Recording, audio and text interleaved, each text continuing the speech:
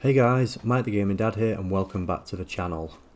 So I've noticed when reading comments recently that there are quite a few new players experiencing Skyrim for the first time, and that's not really groundbreaking, I know. When they released Skyrim again back in November last year, it was likely going to bring in some new players. I guess I hadn't really thought about it though, with this now being what, 11 years old more or less. So it got me thinking, why not pull together a list of 20 tips and tricks I wish I knew when I first started playing.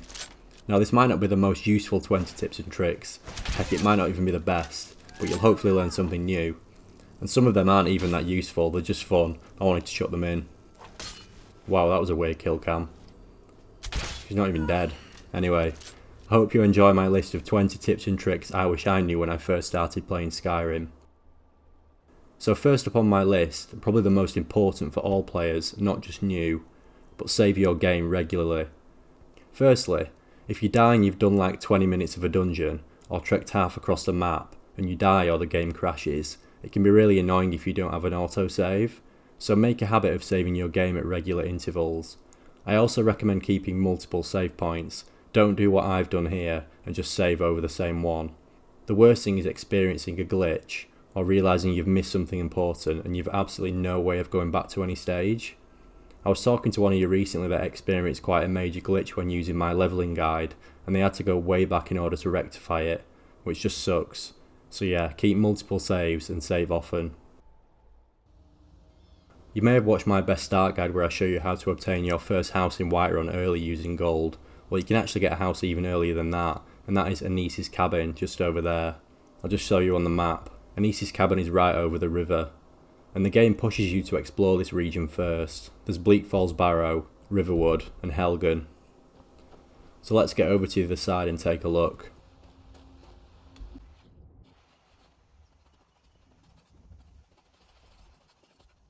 And here we are, and here is Anice. And now talking to her, she doesn't give much away as to who or what she really is.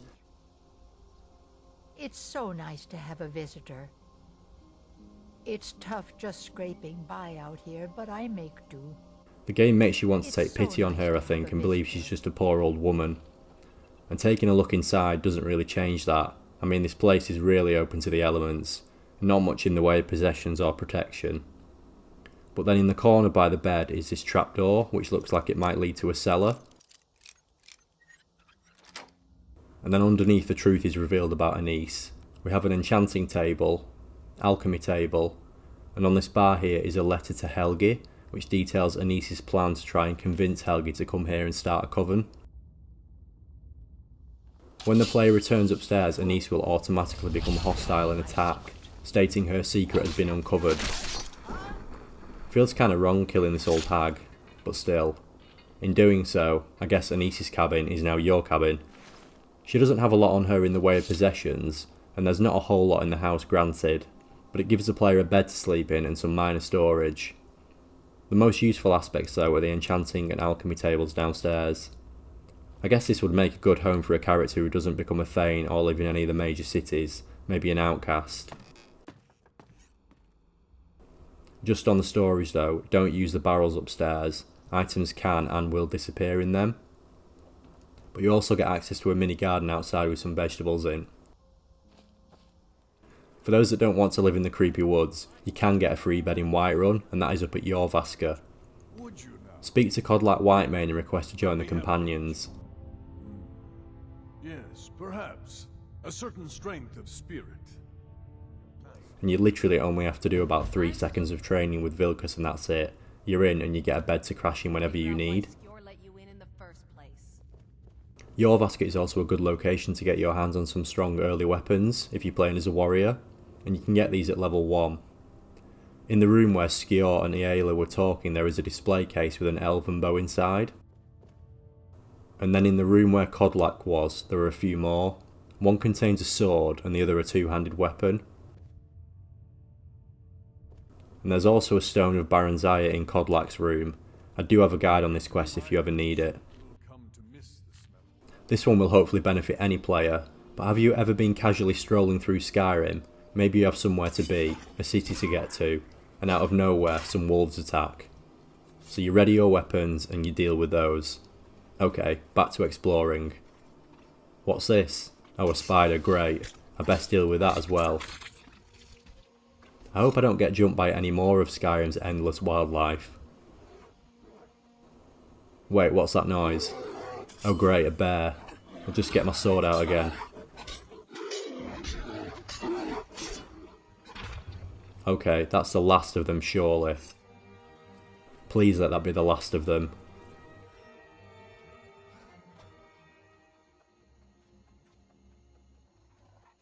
Oh great, more wolves.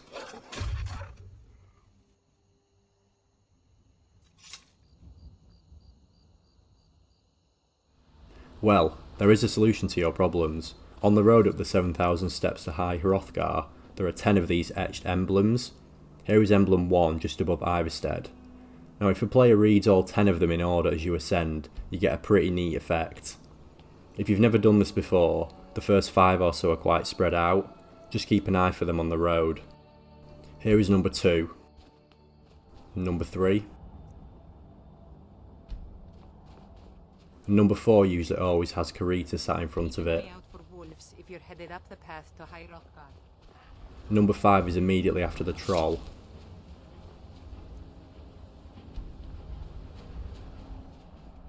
And this is number 6.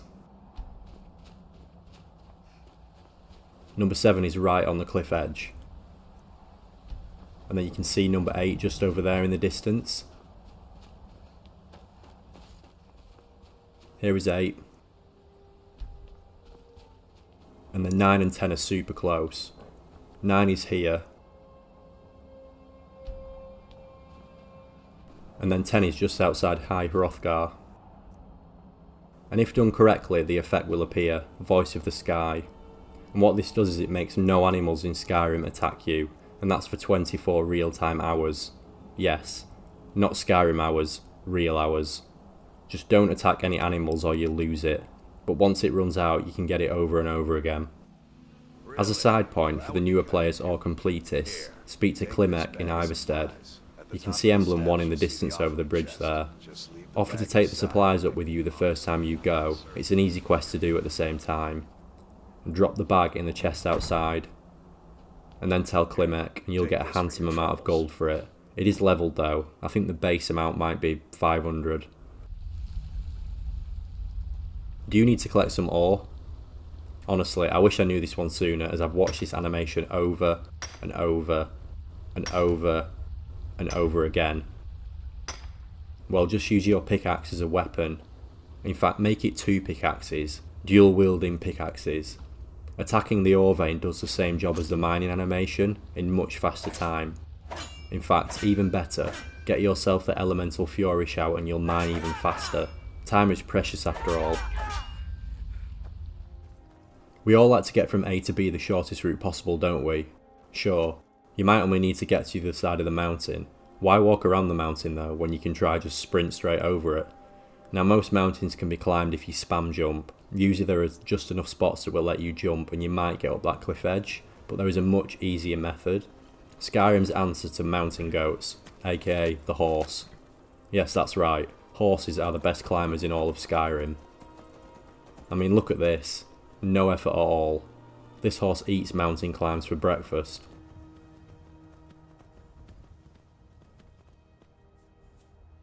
The dreaded carry weight limit. We've all hit it, many times. I usually do it when I've been crafting a heck ton of stuff like jewellery or iron daggers for enchanting.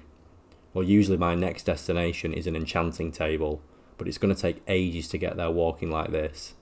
Well, you can bypass the carry weight limit. See here, mine is 799 out of 550. Well, let's just drop all the iron daggers I've crafted on the floor, and now pick these up like so, and now you can move as normal with them held in front of you. You can even sprint, just be careful not to drop it. But you may need to travel across the map, maybe to another city. Well, for this method I recommend creating a new save just before doing so. And once done, use a barrel if you need to fast travel anywhere. Just deposit your stuff like so, under the weight limit, and then you're free to do so. The reason I advise to save though is just in case your stuff goes walkies. Barrels have a habit of making stuff disappear from time to time. If you get back and it's gone, no problem, just reload. Well, that's great and all, but what if I'm in the middle of a very good dungeon haul and I've got too much stuff to bring back? Well, always make sure you have a follower with you. Followers are for more than taking arrows in the knee. Load up all your junk on them so you can run around being the Dragonborn. But you're telling me you've done that and you're still over encumbered? Well, luckily for you there is another bypass. If your follower can't carry anymore, not even one more petty soul gem, you can drop whatever it is you want carrying on the floor and then say to them, I need you to do something. Can you pick that up for me? Oh, you can? Great. Okay, we're back from our dungeon run and we've got so much stuff that we need to sell for gold. Well, before you sell anything, go speak to the local beggar first and give them 1 gold piece. Divines bless your kind heart. You'll receive the blessing, the gift of charity. This improves the player's speechcraft by 10 points for 1 hour. Higher speechcraft means better prices for the stuff you need to sell. Now most players, in fact probably all players bar the newest of the new, will know of the vegetable soup recipe. For the newest of the new, this is basically all we eat in Skyrim. We chug it, by the bucket load. It restores 1 health and 1 stamina per second for 12 whole minutes, and the stamina piece kinda makes a mockery of power attacking. Power attacks and bashes only require 1 stamina, so consuming it allows you to power attack and bash as much as you want for the duration of the effect. It's a really overpowered item that's very easy to make. It only requires a cabbage, potato, leek and tomato. But there's also a great recipe for the mage type character as well, and the base ingredient for this is none other than the Khajiit cocaine, moon sugar. This is elsewhere fondue, and this regenerates magicka 25% faster for 12 minutes, as well as giving you 100 extra magicka for 12 minutes.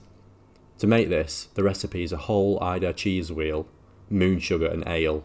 Yes, that's right, cheese, basically hard drugs, and beer.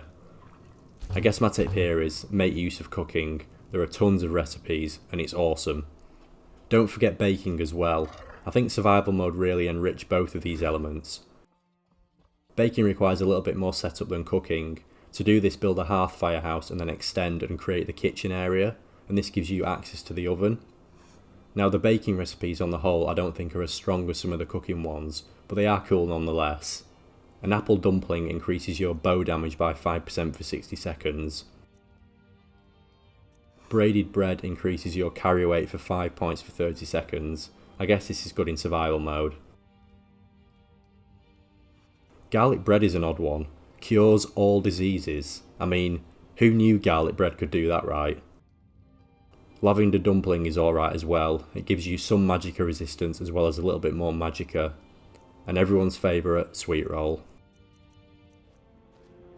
Unrelenting force. I mean, who doesn't love blasting enemies over and off cliffs? Never gets old. But if you don't progress the main storyline, you won't actually get all 3 words. And I've done this a lot on playthroughs where I've wanted to go on different paths. Well, the first word alone is still an effective tool in combat. Fus alone can stun enemies and knock them back, just giving you enough time to charge in and remove a head. Nice.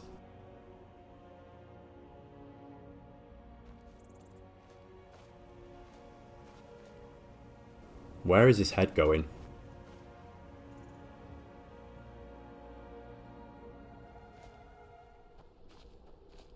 The first time you enter Margret, you'll witness a murder right in front of you at the market. Well, if you're quick about it, you can actually intervene and save that poor woman. Attack Wailing as soon as you enter and you might just save a life in the process. Wailing doesn't have a lot on him, but speak to an understandably shook up Margret, who will display her gratitude by giving you an expensive necklace. Oh my gods, that man nearly killed me. You saved my life. Thank you. Here. I was gonna bring this to my sister, but I think you should have it. Good.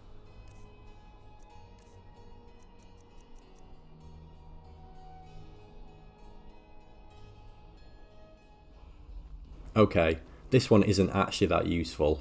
In fact, it's not useful at all, unless you take role-playing to the max and you're doing your best Indiana Jones impression. Ever come across the pressure plates with treasure on them? You know a trap is going to hit you as soon as you pick that up, right? Yeah. Well, did you know you can actually keep the pressure plate held down using another item?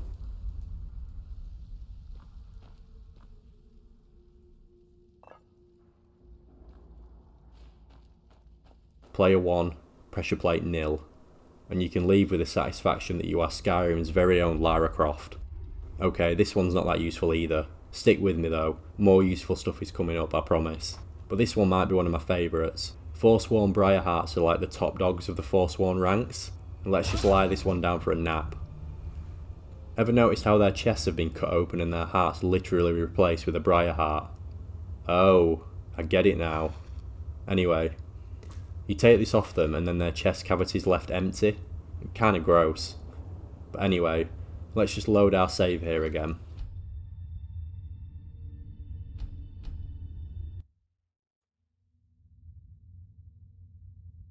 Did you know you can actually pickpocket the heart from them and it'll kill them instantly?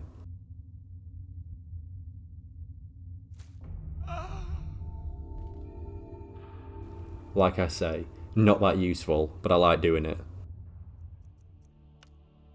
If like me you make a lot of your own gear, I mean I'm forever crafting stuff, like this ring with destruction and restoration magicka reduction, well you can actually rename your gear if you want to. On the screen before you craft it, you'll have a rename option in the bottom left corner. Press whichever button you have for this, and then you can call it whatever you want.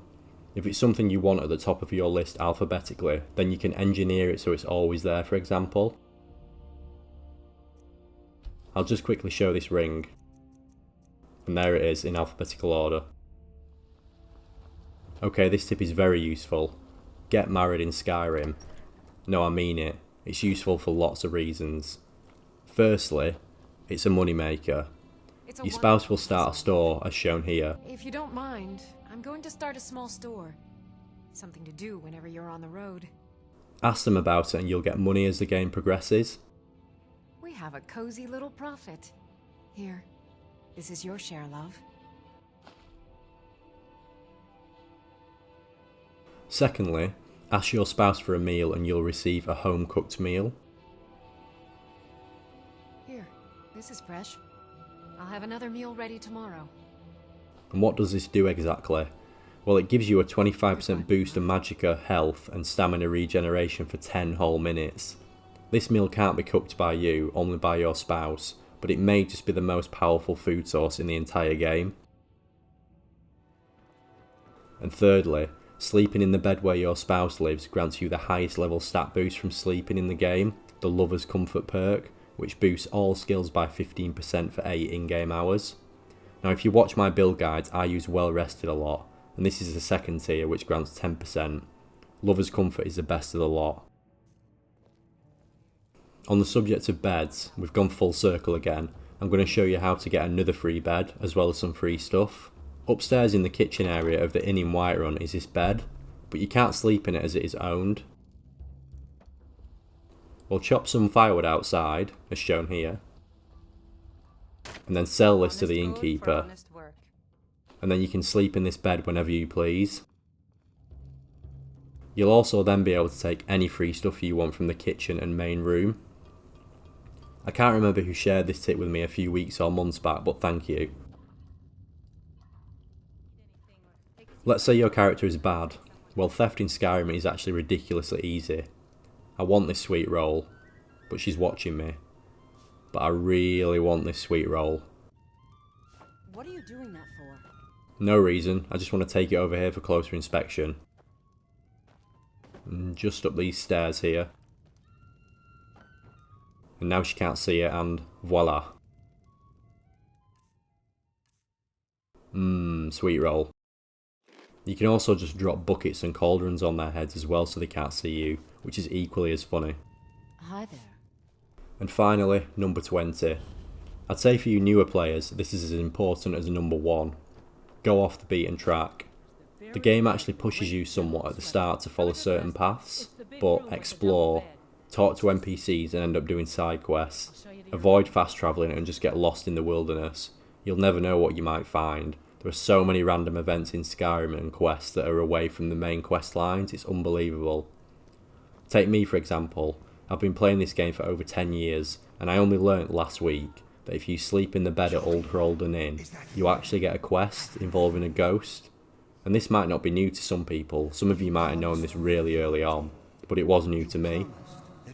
even after all this time, the stuff in this game that I'm experiencing for the first time, it's that big.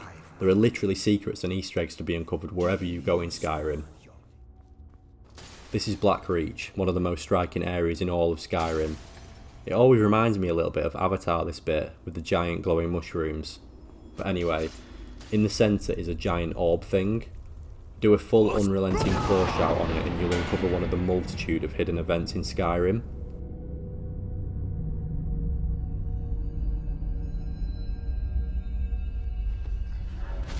Yeah, that's a dragon you can hear. If you ring the giant orb thing, a unique dragon named Vulthuyol attacks. So go out there and see what secrets you might find. I hope you found this video useful and hopefully you learned something new. If you like my videos then please like and subscribe, and that way you never miss any of my future Skyrim videos. I'll see you next time.